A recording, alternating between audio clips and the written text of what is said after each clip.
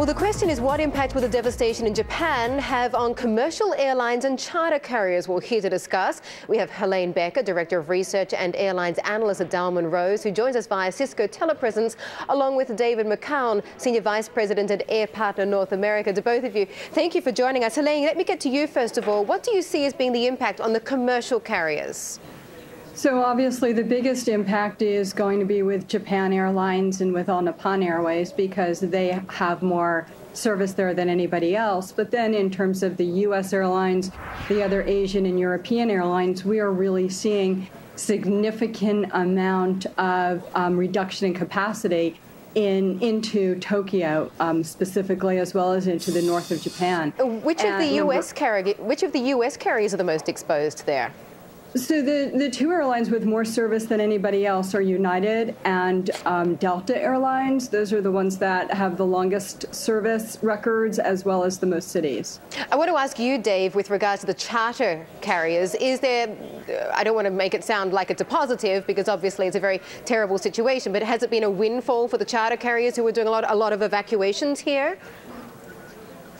Well, Mandy, while it is true that we are seeing a lot of evacuation requests, and certainly the private corporations are moving people out of what's perceived to be harm's way, the majority of what we're seeing is really relief and humanitarian flights. For example, what we are at Air Partner doing is we're moving groups of fire service search and rescue teams along with their dogs, as well as we've moved 300 tons of humanitarian freight into Japan. How does the Japanese work, Dave, compare with some of the other evacuations that you've done out of, for example, Christchurch in New Zealand and also Libya in the Middle East? Because I hear that bureaucracy in Japan sometimes makes it difficult for charter companies to get landing rights.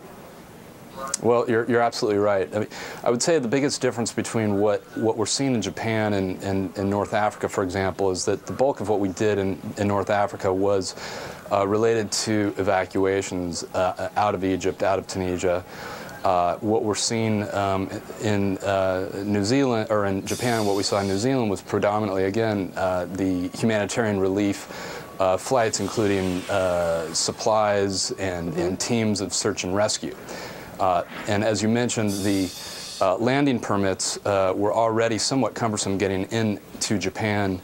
And now what we've got, in addition to the Civil Aviation Authority, is the Ministry of the Interior, which first has to give the approval to a flight before even being considered by the Civil Aviation Authority in Japan.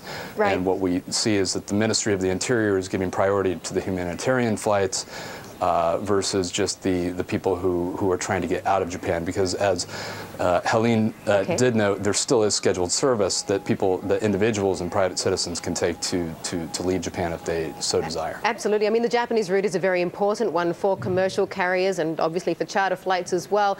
Helene, I see that Japan accounts for about 12%. Oh, I'm going to break in. Let's go out to the president now. He's about to make a statement on Libya.